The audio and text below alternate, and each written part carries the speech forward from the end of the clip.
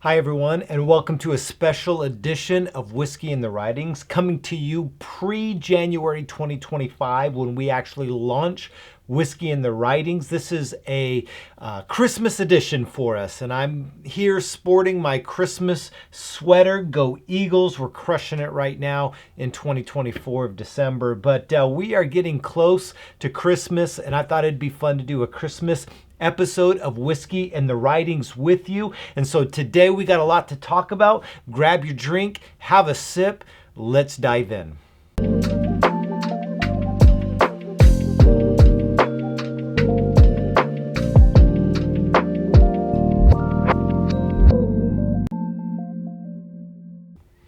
All right, folks, I got with me here my 1910 Pendleton Rye. This is a 12-year that I'm going to pour over my Christmas cup here with a little bit of ice to cut it. This 12 years a little bit sharp, and it's got a bite to it, so we're going to cut a little bit with ice. And I'm so glad that you are with us.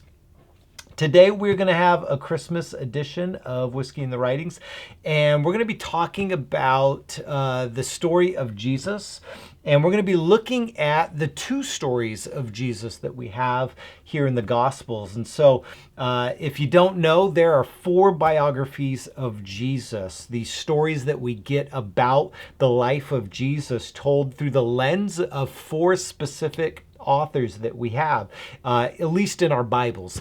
And those are Matthew, Mark, Luke, and John. But did you know that only 2 of those biographies even mention the birth of Jesus, right? Which is super interesting to think about. In our Western culture, the birth of Jesus is such a big holiday. We do so much. Even at our house, we have the tree, we have the lights, we get the presents, and we read the story, and we do big services at church, and it's a big deal in Western culture. And yet only 2 of the Gospels even mention the birth of Jesus. And what's even more interesting than that is that as you go through the narrative of the New Testament, it's as if the birth of Jesus isn't that important, which might sound crazy to say, but Paul barely mentions it, if at all. Peter doesn't mention it. These writings that we have, James doesn't mention it. And they talk more about the resurrection of Jesus than they do the birth of Jesus. It's like the birth of Jesus is a side story to the main arc and the main narrative of what the purpose of Jesus' coming is all about. In the New Testament, the emphasis is about resurrection, what Jesus does through his death, his burial, and his resurrection. His birth is barely mentioned. It gets very little airtime in your New Testaments, and yet we make such a big deal of it.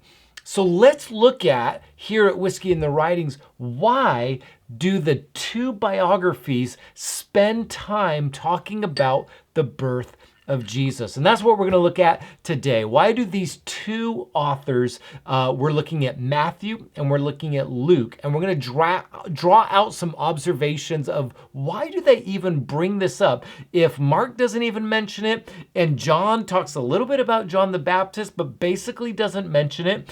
Paul basically doesn't mention it very much. None of the other authors really talk about it. In fact, in the first century, leading into after the apostolic fathers passed away, it's still really not even that mentioned in early Christian writings. And so let's look at why these authors included these stories of Jesus's birth. Why did they do that? That's what we're going to be looking at today.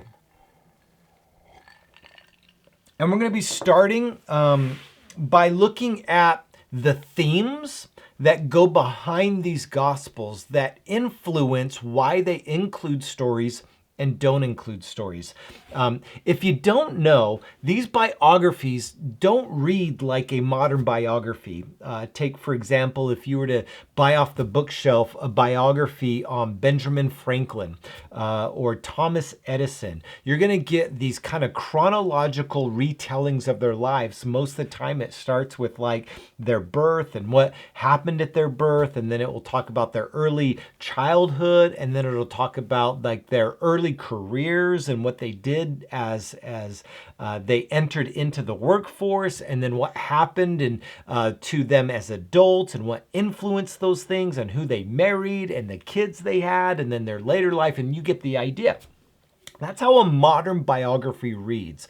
But all historians look at the biographies of Jesus not like a biography that we would read in a modern sense. They call them ancient biographies, more particularly ancient Greco-Roman biographies. And so when you look at the writings of the Gospels, they resemble more like these Greco-Roman biographies of the same era that they were writing. And so they like any of us, right? If you write a biography today, you're going to write like we write biographies because that's the age that we live in. And so it makes perfect sense that these Matthew, Mark, Luke, and John, these biographers are writing just like they would have with their contemporaries because that's what they knew and that's how they wrote. And when you look at contemporary biographies of this first century era, maybe a little bit before, maybe a little bit after, what you see are very similar writing styles. You maybe get a little bit of their early childhood, but the point of a Greco-Roman biography isn't to tell you all the details of their lives. It's to focus on the details that highlight the reason why they are who they are. So if you were to read a biography on, like, let's say Julius Caesar by like an ancient biographer like maybe Tacitus, a historian like Tacitus, you might read something that tells you a little bit about his childhood, but only if it serves the purpose to highlight who they are as a king in the world. And so you're going to focus more on the big feats and deeds that they do. And so there's not a lot on their early development unless it highlights why they're there. It serves a greater purpose. And so this is exactly what you see in the Gospels. For a gospel like Mark, he doesn't talk about the childhood of Jesus because he's not interested in making that point. He doesn't see how those details help his story in retelling why Jesus is there. John, the same reason. He doesn't go into those details because he has a different point that he's trying to make.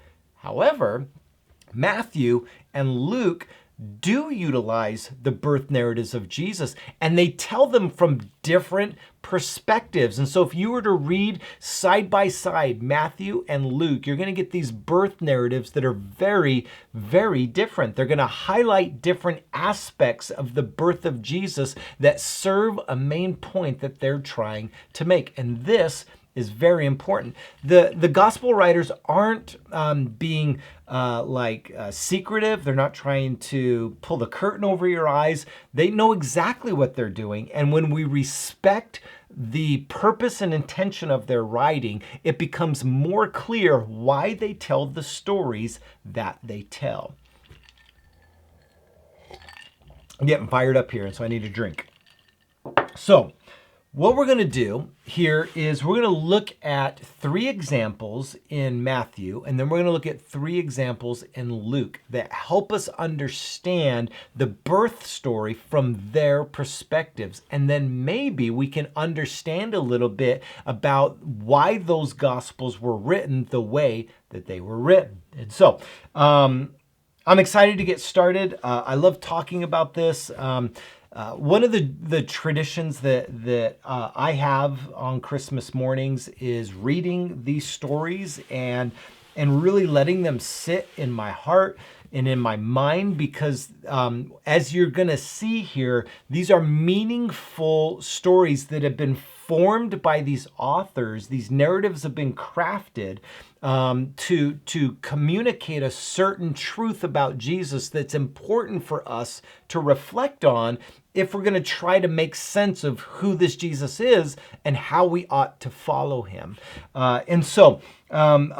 Whatever tradition you have, here's my encouragement, is that this Christmas season, is you wake up in the morning or you spend time with your family or wherever you're at, you take a moment, you pause, and you reflect on the coming of Jesus and the why of his coming, which is what Matthew and Luke are trying to emphasize with their narratives of the birth of Jesus. Now, we could spend time talking about different myths of the Christmas season. There's probably a lot out there already talking about these things. So we're not going to talk about all these things. I really just want to focus on maybe not just, is Christmas, December 25th, when Jesus was literally born?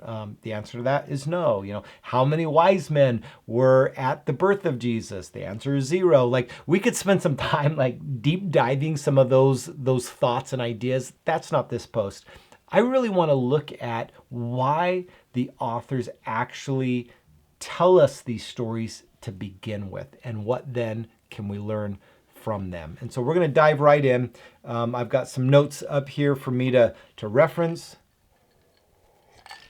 We're going to look at 3 areas in Matthew, and then we're going to look at 3 areas in Luke. And so let's set the stage for Matthew.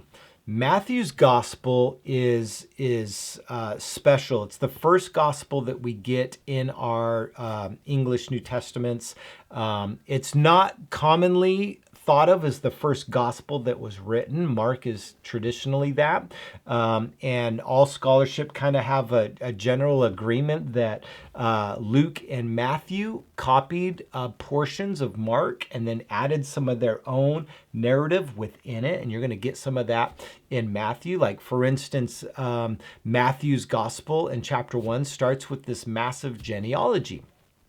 And you got to ask yourself, why does it start with a genealogy? Well, it's on the surface, it's trying to lead you to a point to see Jesus connected to the Davidic lineage of a kingship, a leader, someone who is called to lead the people of Israel, to take over this role of king in leading Israel into a place of prominence once again within their world. And so let's set the stage culturally here. So at the time of Jesus, it's the 1st century.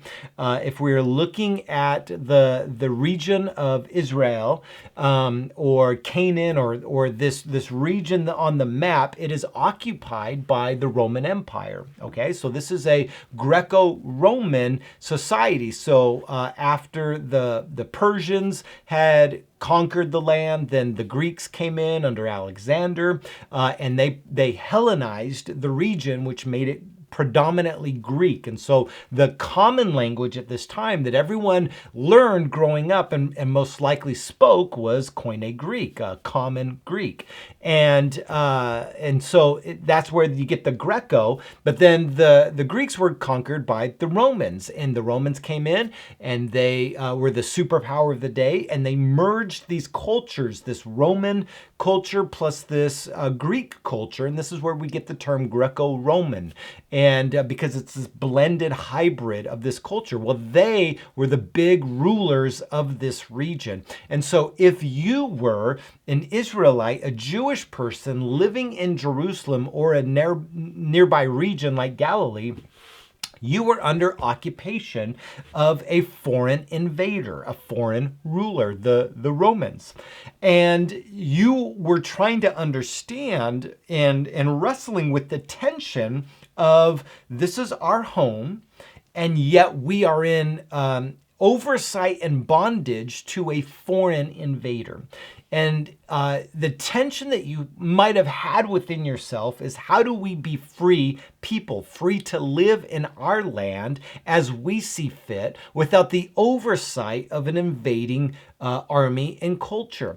And so they were wrestling with these ideas and concepts, and they were hopeful that God would step in and bring a deliverer that would free them from the bondage of that oppression, of that slavery. And the word here, slavery, is very specific, and it's very intentional for Mark's gospel. So when you put yourself in the frame of mind of a ancient first century Judean Jew who is living, trying to make a living for themselves, and yet they are in bondage and slavery. They're paying taxes to Caesar.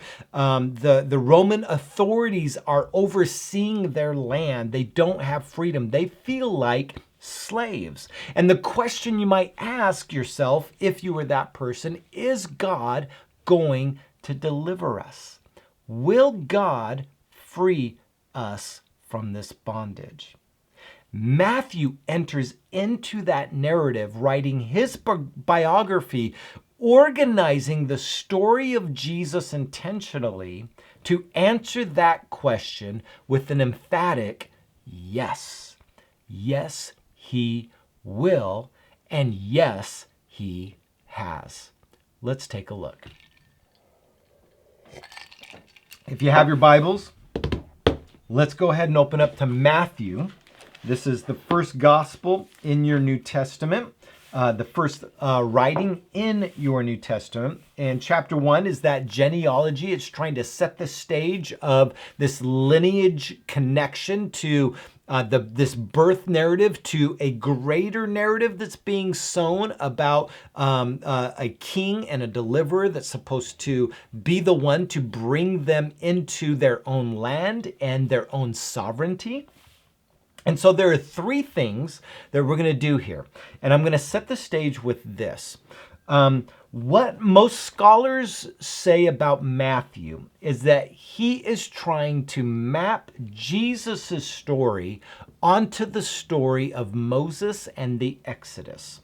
And there's lots of connection points that can be made here that maybe I ought to make another post in the future about this. But for now, just ride with me on this thought, okay? Matthew is trying to get its audience, his audience, the readers, the hearers of this story, to see the story of Jesus mapping onto the greater narrative of Moses and the Exodus. How do we see this in the birth story? Well, there are three things that I want to point out in regards to this connection. And before I jump in, let's get a little refill here. I hope you're staying with me. I hope you're doing all right. We're going to get through this here. Okay, so the first thing that we can point out that has the similarities is how Matthew talks about a king who seeks to kill children. Well, what do I mean by that? If you're familiar with the story of the Exodus and Moses, you have Pharaoh. And when Pharaoh sees that the nation of Israel has grown too big, and he's afraid that maybe they might revolt and take over, what is the response of Pharaoh? Well, in the Exodus story, if you've seen the movie, Moses has all the firstborn kids killed, right? Famous story, tragic story. If you're familiar with the Exodus story, which they would have been, those echoes would have been everywhere. And so what happens is that when Herod, in the Matthew story, the king at the time, learns that the wise men had tricked him and he becomes afraid that there's a new king coming, what does he do? He has the kids killed. Let's take a look. In Matthew chapter 2, the Magi come to visit, and there is a prophecy that is spoken in Matthew chapter 2, verse 6, and it goes like this. And I'm reading out of the NET version of the Bible. There's a link to that version if you wanted to buy it on Amazon. It says this in Matthew chapter 2, verse 6. And you, Bethlehem, in the land of Judah, are in no way least among the rulers of Judah. For out of you will come a ruler who will shepherd my people of Israel. So here is the prophecy. So the prophecy is that there is coming a ruler, someone who's going to lead Israel. Well, if there's a new ruler coming into town, who does that threaten? The current ruler, right? The current ruler is threatened by this. And so what is the response at this point? So it says this, that let's see here, we've got Herod privately summoned the wise men to determine from them where the star had appeared. So he's bringing the wise men together. And let's see here. After he'd been tricked by the wise men in verse 16. So the wise men, mislead Herod so that Herod doesn't buy into what they're there for. Herod finds out about this, and in verse 16 it says this: when Herod saw that he had been tricked by the wise men, he became enraged. He sent men to kill all the children in Bethlehem and throughout the surrounding region from the age of 2 and under, according to the time they had learned from the wise men. So what do we see here? We see a parallel. Just like the king who was threatened by Israel kill all the children, this king in this story does the very same thing. It's like he's another Pharaoh. And so we see this mapping onto this story. And so the readers of this are going, wait a minute, that sounds familiar. That sounds familiar. The other thing that takes place, do you remember the part in the Moses story where he sees an Egyptian being beaten by the Israelite beaten by the Egyptian guard, and he steps in and he kills the Egyptian guard. And then he flees for his life. He goes to Midian, the desert. He leaves so he can get away to escape the punishment of what's going to happen to him if he stayed, because he killed. And so he kills this Egyptian and he flees to the desert. And that's where he stays for 40 years. Well, in the same way, what happens to Jesus when the threat of his life comes into play, when the angel shows up to Joseph and tells Joseph, hey, get up and take off to Egypt. Leave, get out of this place. And so they leave, but that leave is for a temporary time. That leave was eventually to come back. And so what you have here in verse 13, it says this in chapter 2. After they had gone, an angel of the Lord appeared to Joseph in a dream and said, get up and take the child and his mother and flee to Egypt and stay there until I tell you. For Herod is going to look for the child to kill him. And so you have this very similar story of this leaving of the place to simply return back for deliverance. And so both Moses and Jesus are associated with this leaving to a desert as a place of refuge, a time of protection, as it were, and both are going to return to fulfill their divine mission. And so again, you have this mapping on to the story. The third thing I'll draw out here is that there is a prophecy of a calling out of Egypt that takes place. And so Moses is called by God to go to Egypt, to call them out of Egypt, to bring deliverance from their slavery. And in Hosea chapter 1, there is a prophecy that's echoed in Matthew that's all about coming out of Egypt. And it's found here in, again, chapter 2, verse 15. It says this: he stayed there until Herod died. So he's in Egypt, Jesus and his parents. In this way, it was spoken by the Lord through the prophet was fulfilled. I called my son out of Egypt. That's from Hosea chapter 11, verse 1. So what Matthew's doing is Matthew's mapping on intentionally to Jesus this narrative of Moses, that he is one that frees them out of slavery. And so even as you continue on in Matthew's gospel, you get the baptism of Jesus, where he's gone through water. Then you have the time in the desert where he is tempted, just like the Israelites were tempted in the desert. There are all of these connections that are even interwoven into the narrative of Matthew that maps him onto Moses. And so here's the question. Why does Matthew tell us the story of Jesus? And the answer to that question is that because the birth story of Jesus is much like the story of Moses. And what Moses, that story of Moses of bringing the Israelites out of slavery into their own existence, into their own being as a people under the direction and leadership of God, is the same thing that Jesus does as he comes into the world. He is the one that, if we trust and follow him, lead us out of slavery and into the leadership and direction and oversight of the one true God. The two are the same. So the question is, why does Moses tell us the birth story? Well, I believe it's this. I believe we have the birth story in Moses or in Matthew because he's trying to get us to see the connections of the birth story of Jesus to the story of Moses. He's setting us up. And if we understand that what Jesus comes to do is actually to bring us out of the slavery and bondage of an oppressed, brutal regime and empire and into new life and into a new existence, the story of Jesus becomes a beautiful message of hope, of this beautiful message of a future reality that is open to us here and now as we put our trust in Jesus. So when we read the story of Jesus's birth in Matthew's gospel, we need not focus on did this or that or in this way happen. The point of Matthew is that he's trying to get us to see how Jesus is the new Moses. And for an ancient Israelite, that would have been hopeful. And for us as people here in the 21st century, that is equally hopeful, that just like Moses, Jesus offers us a way forward into freedom. And if we can see that in the message, in the hope of Jesus, we can find new life and a life far more abundant than we can ever imagine or dream.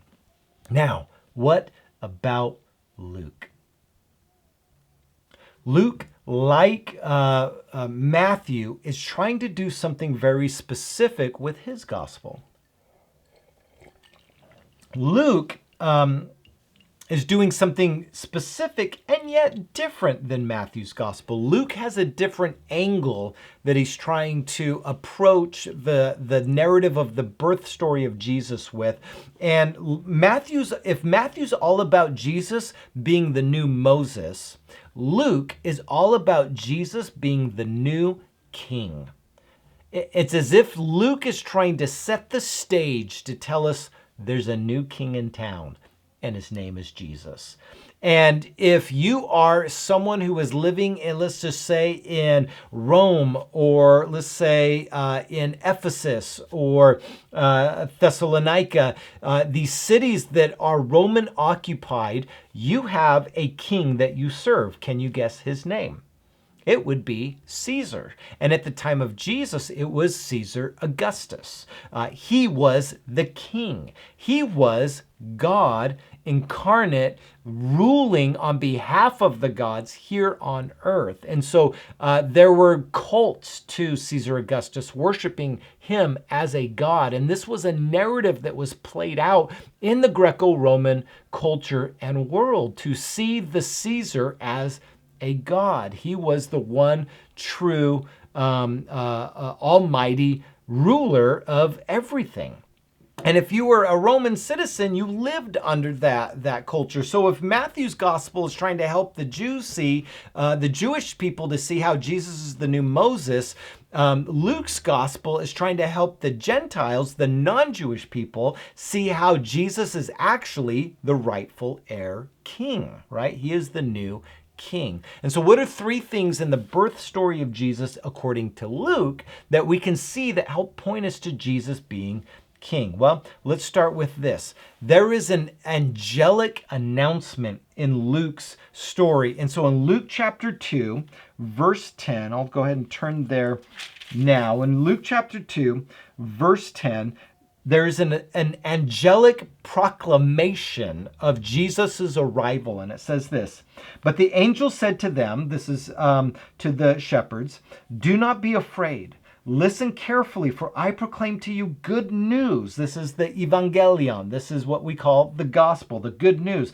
that brings great joy to all the people. Today, your Savior, your deliverer, is born in the city of David. He is the Christ. He is Christ the Lord. This term, Christ, is a specific term that means anointed one.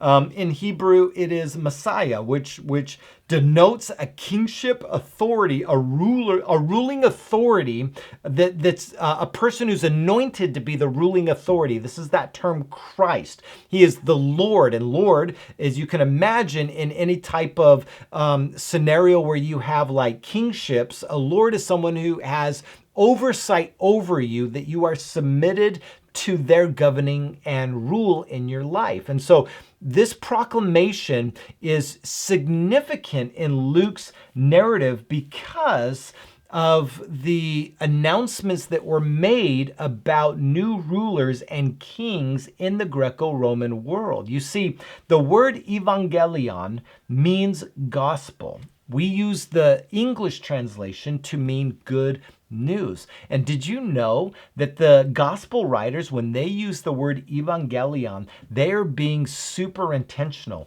They're actually taking a word that would have been known by the Greco-Roman populace to be used as a word to announce a king's announcement, an announcement by a king. And so in Luke chapter 2, when it says that I proclaim to you good news, Luke is intentionally weaving into the narrative a term that was only used by a empire, a Caesar, a king, to announce something. Evangelion was a word that was used all throughout the Roman Empire to announce something that the king was trying to say. That might be like the king has an evangelion. From here on out, there's a 10% decrease on taxes. Or you might get a declaration in your town of Galilee that might say, hey, we have a new evangelion. Caesar Augustus has been born to the world, the rightful king. Or you might get a evangelion that that Caesar has announced this important thing that they want you to know. This is how the term was used. And it is very intentional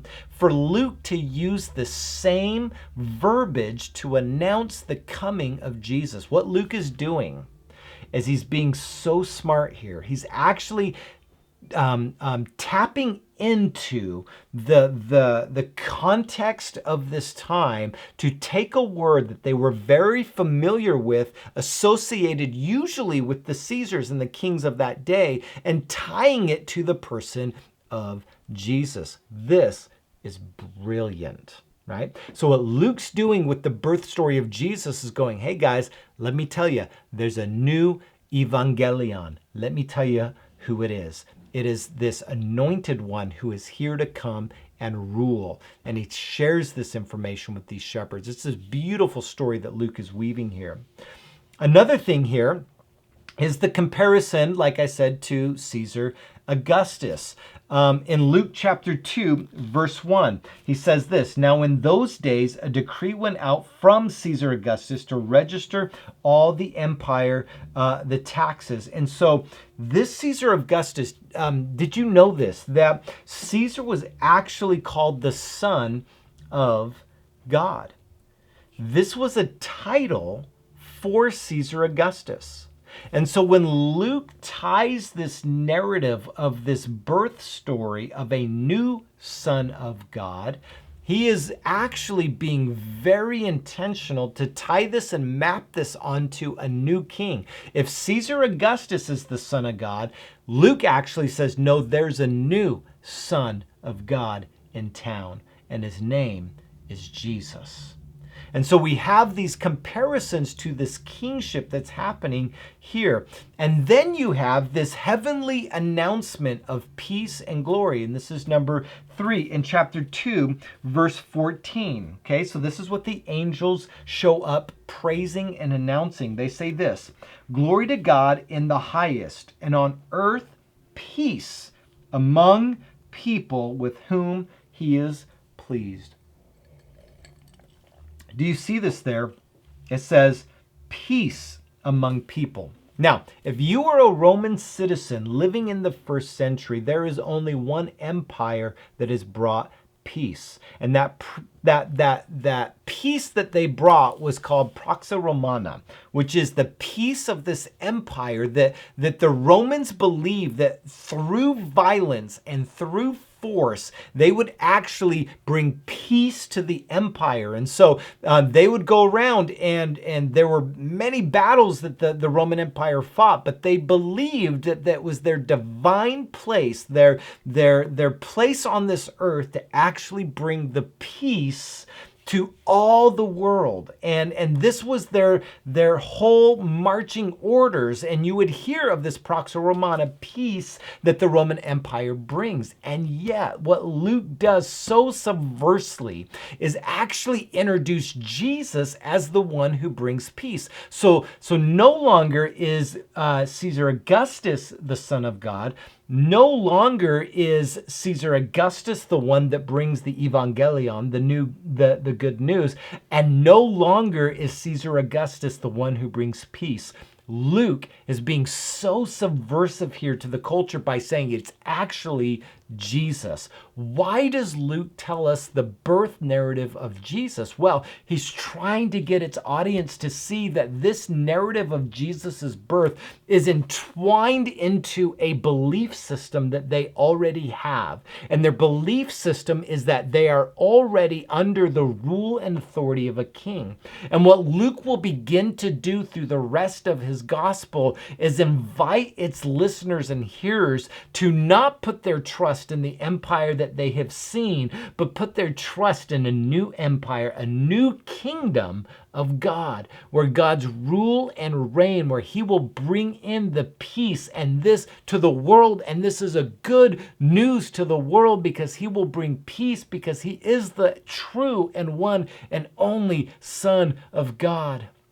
Y'all, this is dope, right? This is so great that we have this here.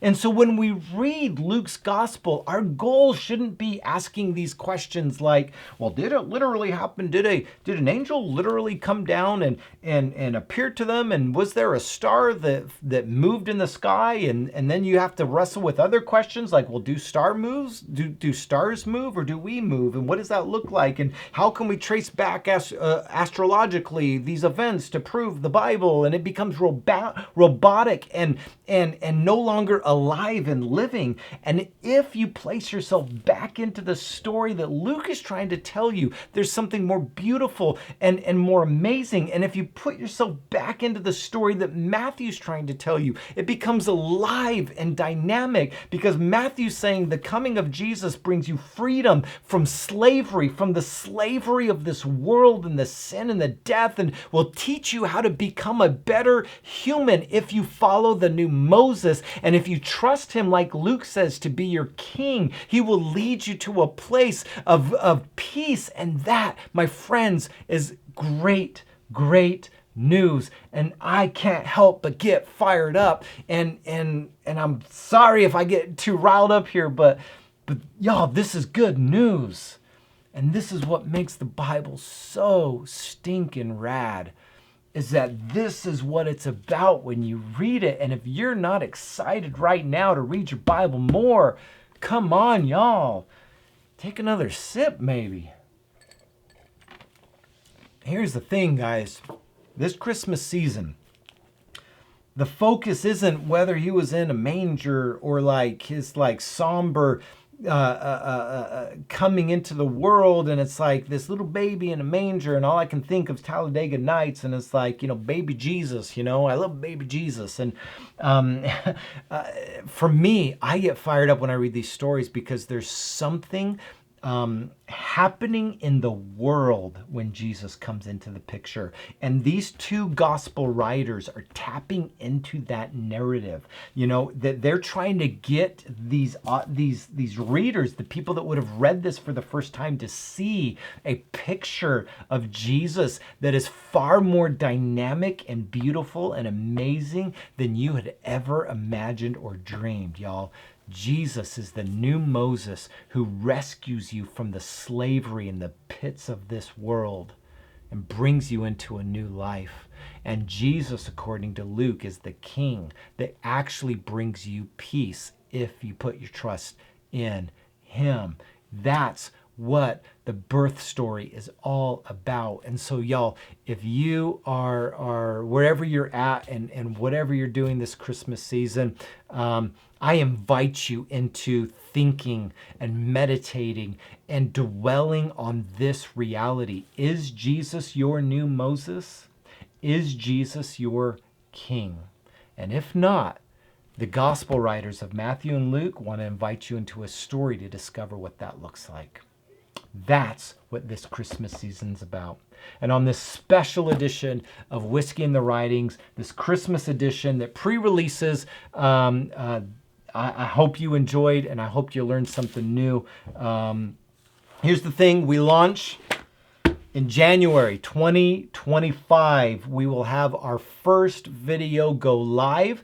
It'll go live every single week, and so you can get constant content from us at Whiskey and the Writings. I want to encourage you to like and subscribe. Please help us by liking and subscribing. It allows our channel to grow. It allows our channel to reach more people, and also share. If this is something that you like, man, let your friends, family know about it. Thank you so much for tuning in with us. And I just want to say Merry Christmas from us to you at Whiskey and the Writings. Have a Merry, Merry Christmas. God bless, and we'll see you in the new year.